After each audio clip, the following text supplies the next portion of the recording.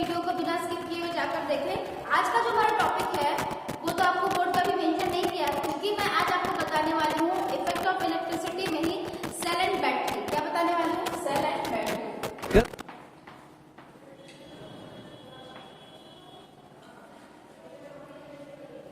Cell and battery, ठीक है।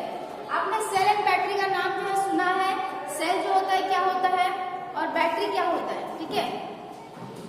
तो सेल जो है हम लोग क्या बोलते हैं कि जब अगर एक पॉजिटिव टर्मिनल और सिर्फ एक नेगेटिव टर्मिनल होता है तो क्या होता है, वो सिर्फ सेल होता है। क्या होता है आपको बोलना है, सिर्फ एक पॉजिटिव और एक नेगेटिव का जो टर्मिनल होगा वो अगर मिलेंगे तो वो कहलाएंगे सेल कहलाएंगे। क्या कहलाएंगे? सेल।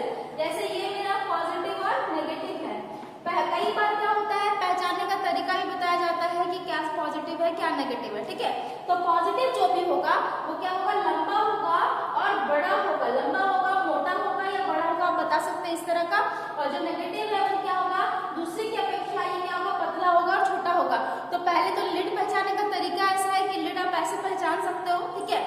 सेल क्या है मैंने बताया, यह एक ऐसा स्रोत है जिसमें क्या होता है, रासायनिक ऊर्जा के थ्रू विद्युत ऊर्जा जो है प्राप्त की जाती है, या फिर बोल सकते हैं कि केमिकल जो एनर्जी है उसको energy convert into electrical energy, ठीक है।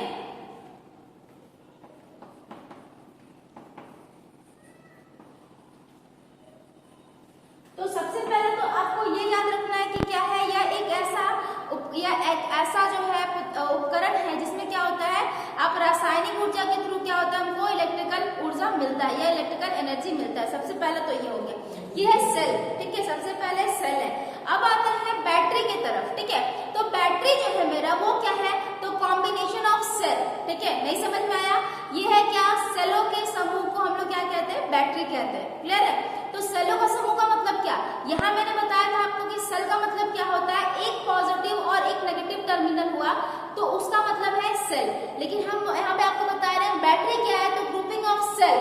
तो ग्रुपिंग ऑफ सेल कैसा दिखा सकते हैं, जब ये मेरा एक सेल है, इसको क्या बोल रहे थे हम लोग, सेल बोल रहे थे, ठीक है। तो बैटरी क्या होगा, बैटरी होगा एक पॉजिटिव एक नेगेटिव, एक positive negative positive negative positive negative, ठीक है। तो जब ऐसा आपको दिखेगा कहीं पे भी ग्रुपिंग ऑफ सेल दिखेगा तो ये क्या कहलाता है, ये बैटरी कहलाता है। कई बच्चों को कंफ्यूजन है कि सेल और बैटरी क्या है, तो सब बोलते हैं कि जो सेल है उसी को तो बैटरी कहते हैं। हम लोग जो जनरल लैंग्वेज में बोले, आप रिमोट का जो बैटरी बोलते हो वो, या फिर आपका जो टॉर्च का जो बैटरी रहता है वो सब क्या है, वो हर जगह अलग अलग वर्ड यूज होते हैं जो आप लोग को लगता है कि कॉमन है, बट कॉमन नहीं। सेल बोलते हैं सिर्फ एक पॉजिटिव और एक नेगेटिव टर्मिनल होगा, बट बैटरी क्या है, वहां पे कॉम्बिनेशन ऑफ सेल मिलता है। उदाहरण के लिए आप देख सकते हो जो इन्वर्टर का बैटरी होता है वहां पे आपको कॉम्बिनेशन ऑफ सेल मिलते हैं, मतलब एक पॉजिटिव एक नेगेटिव का कॉम्बिनेशन आपको मिलेगा।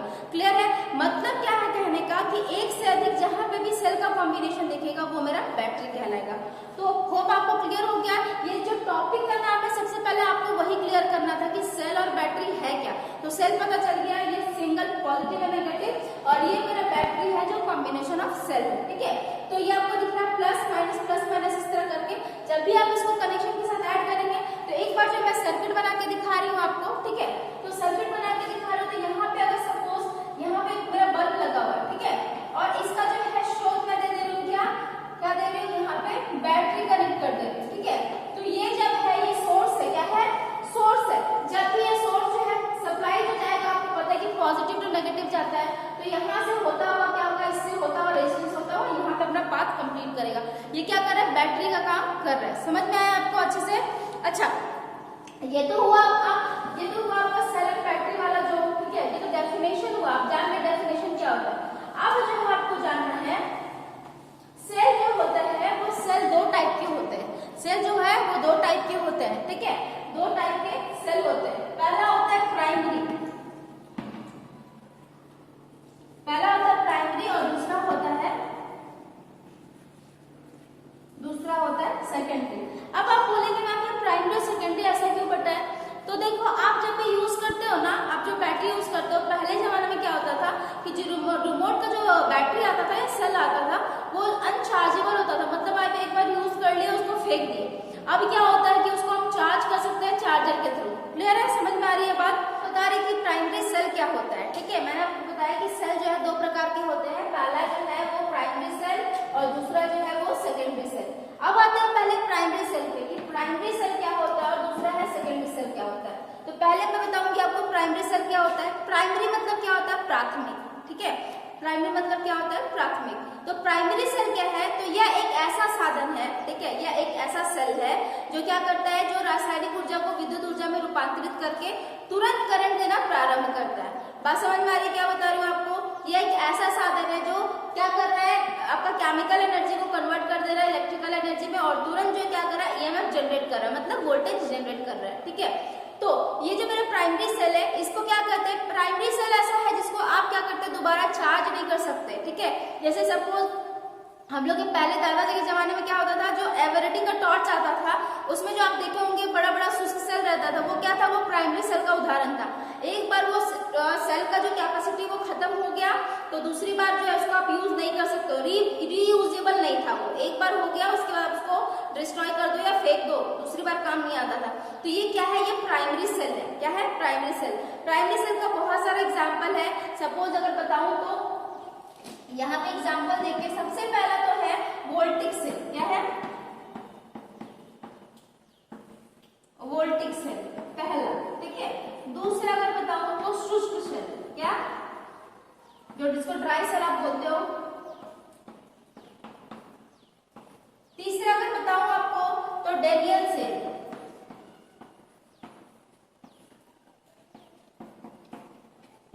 ठीक है, डेरियल सेल। ये सब क्या है? प्राइमरी सेल का उदाहरण है। कई बार एग्जाम में क्या होता है, आपको 4 ऑप्शन में हिट करने मिलता है कि प्राइमरी सेल का कौन सा उदाहरण है। वहां पे maybe lead acid cell का भी बात हो सकता है, तो वहां पे आपको जानना होगा, ये जानना जरूरी कि प्राथमिक सेल में कौन कौन सा उदाहरण होना चाहिए, सेकेंडरी सेल में कौन सा उदाहरण होना चाहिए। क्लियर है? तो ये मेरा प्राइमरी सेल कंप्लीट हुआ। प्राइमरी सेल का मतलब क्या मैंने बताया, आप एक बार ही यूज कर सकते हो, सिंगल यूजेबल होता है। एक बार यूज हो गया, उसका कैपेसिटी खत्म, मतलब वो बेकार हो गया।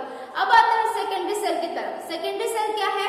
सेकेंडरी सेल जो है आपका ऐसा सेल होता है, ऐसा साधन है जो क्या करता है, रासायनिक ऊर्जा को इलेक्ट्रिकल एनर्जी में कन्वर्ट तो करता है, साथ में क्या करता है, आप उसको जो है चार्जेबल होता है, वो आप क्या करते हो, चार्ज करके दोबारा यूज कर सकते हो। जैसे अभी का जितना भी बैटरी आता है, सेल आता है, वो सब क्या है, वो चार्जेबल है। एक बार आप चार्जर से फिट कर दो और उसके बाद क्या होगा, ये चार्ज होकर दोबारा से यूज हो सकता है। इसमें कॉमन चीज क्या है, इसमें हमेशा हमको डीसी करंट मिलता है। डीसी मतलब डायरेक्ट करंट। आपको बहुत बार पूछा जाता है जो बैटरी से निकलने वाला करंट है वो कैसा करंट होगा, तो आपको बिना सोचे समझे जवाब देना है कि डीसी करंट, क्योंकि मैंने पहले क्लास में आपको बताया था। अगर आपने वो वीडियो नहीं देखा तो प्लीज जाकर उसे बिना स्किप किए हुए देखें। मैंने बताया था जब भी ट्रैक्शन का सारा काम एसी में हो सकता है, लेकिन कुछ कुछ काम के लिए हमको हमेशा डीसी पर निर्भर रहना पड़ता है, डीसी सप्लाई पर निर्भर रहना पड़ता है। तो क्या क्या हो सकता है वो आपका मैंने बताया था।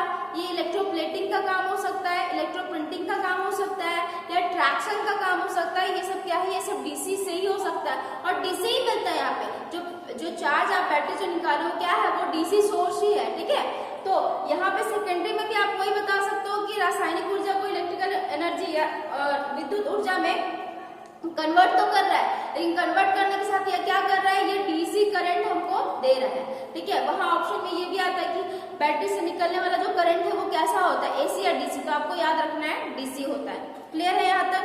तो एसी और डीसी आपका जो है, ये सॉरी प्राइमरी और सेकेंडरी जो आपको सेल समझ में आ गया अच्छे से। अब आते हैं सेल एंड बैटरी में प्रिंसिपल ऑफ सेल। क्या? Principle of cell, principle of cell. अच्छा, प्रिंसिपल ऑफ सेल में क्या जानना है, तो सेल का सिद्धांत किस सिद्धांत पे काम करता है। तो आपको मैंने बताया था यहाँ पे 3 चीज जो है वो बहुत कंपलसरी है। सबसे पहला आपका कंपलसरी था इलेक्ट्रोलाइट, ठीक है, दूसरा प्रोसेस जिसको हम लोग इलेक्ट्रोलाइसिस कहते थे, तीसरा मेरा इलेक्ट्रोड। क्लियर है? तो यहाँ पे प्रिंसिपल ऑफ सेल में क्या बता सकते हैं, सेल प्रिंसिपल सिद्धांत क्या है, जब कभी भी इलेक्ट्रोलाइट पे या जब कभी भी तरल चालक में हम लोग इलेक्ट्रोड या फिर रॉड के थ्रू उसमें जो है सप्लाई देंगे तो क्या होगा, वहां पे ईएमएफ जनरेट करेगा। मैं फिर से बता रही हूँ, ध्यान से सुनेंगे। सेल का सिद्धांत क्या है, जब कभी कोई इलेक्ट्रोलाइट में या फिर लिक्विड कंडक्टर में दो रॉड डालेंगे, जिसमें दो रॉड में एक पॉजिटिव होगा एक नेगेटिव होगा, जब दो रॉड डालेंगे उसके बाद उसमें अगर सप्लाई देंगे तो क्या होगा, उसमें से डीसी करंट जो है मेरा निकलेगा, ठीक है, डीसी करंट आएगा मेरा। अच्छा, प्रिंसिपल ऑफ जो आपका सेल है, इसमें तीन मोस्ट इंपॉर्टेंट जो है वो पॉइंट है जो आपको याद रखने हैं और वो एग्जाम में कई बार पूछा जाता है। तो सबसे पहला जो आपका होगा वो होगा इलेक्ट्रोड।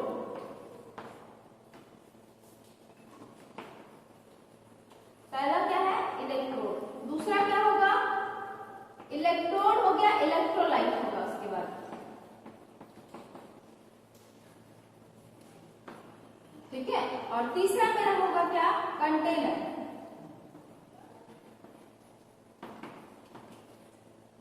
क्या होगा, कंटेनर, ठीक है।